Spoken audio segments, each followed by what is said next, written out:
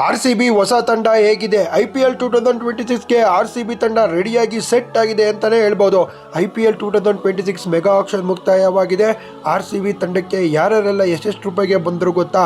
ವೆಂಕಟೇಶ್ ಅಯ್ಯರ್ 7 ಕೋಟಿಗೆ RCB ತಂಡಕ್ಕೆ ಬಂದರು. ಜೇಕಬ್ಸ್ ಡಫಿ 2 ಕೋಟಿಗೆ ಬಂದು ಸೂಪರ್ ಅಂತಾನೆ ಹೇಳ್ಬೋದು. ಸ್ವಸ್ತಿಕ್ 30 ಲಕ್ಷಕ್ಕೆ ಬಂದ್ರೆ ಮಂಗೇಶ್ ಯಾದವ್ 5.2 ಕ್ರೋರ್ಸ್ಗೆ ಸಿಕ್ಕಿದ್ದಾರೆ.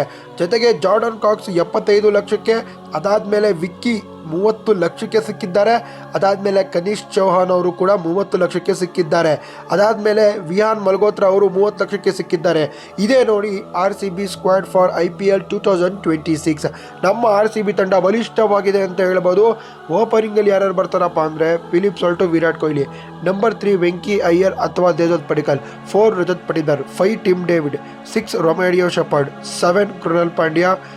8 ಸುಯೇಶ್ ಶರ್ಮಾ. ಅದಾದಮೇಲೆ ಎಸ್ ಜಯಾಲ್, ಭುವನೇಶ್ವರ್ ಕುಮಾರ್, ಜಾಸ್ ಹೇಜಲ್ವುಡ್. ಬ್ಯಾಕಪ್ ಆಗಿ ನಿಮಗೆ ಗೊತ್ತಿರೋಗೆ ಸುಯೇಶ್ ಶರ್ಮಾ ಫಸ್ಟ್ ಬೌಲಿಂಗ್ ಮಾಡಿದ್ರೆ ಇರ್ತಾರೆ, ಸೆಕೆಂಡ್ ಬೌಲಿಂಗ್ ಮಾಡಿದ್ರೆ ದೇವದತ್ ಪಡಿಕ್ಕಲ್, ವೆಂಕಟೇಶ್ ಇಬ್ಬರು ಕೂಡ ಆಡ್ತಾರೆ. ಇದು IPL 2026ನ RCB squad playing 11. RCB ತಂಡ ಹೇಗಿದೆಯಪ್ಪ ಅಂದರೆ ಬಲಿಷ್ಠವಾಗಿದೆ ಅಂತ ಹೇಳ್ಬೋದು. ಬ್ಯಾಕಪ್ಸ್ ಕೂಡ ಒಳ್ಳೆ ಇಟ್ಟಿದ್ದಾರೆ. ಹೇಜಲ್ವುಡ್ಗೆ ಡಫಿ ಬ್ಯಾಕಪ್ ಆದರೆ ನಿಮಗೆ ಫಿಲಿಪ್ ಸಾಲ್ಟ್ಗೆ ಜೇಕಬ್ಸ್ ಬೆಥಲ್ ಅವರು ಬ್ಯಾಕಪ್ ಆಗಿರ್ತಾರೆ.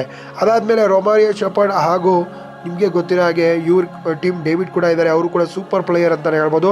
ಕೃಣಾಲ್ ಪಾಂಡ್ಯ, ಸುಯೇಶ್ ಶರ್ಮಾ ಸ್ಪಿನ್ ಟ್ರ್ಯಾಕ್ನ ಮತ್ತೆ ಮೇಂಟೈನ್ ಮಾಡ್ತಾರೆ.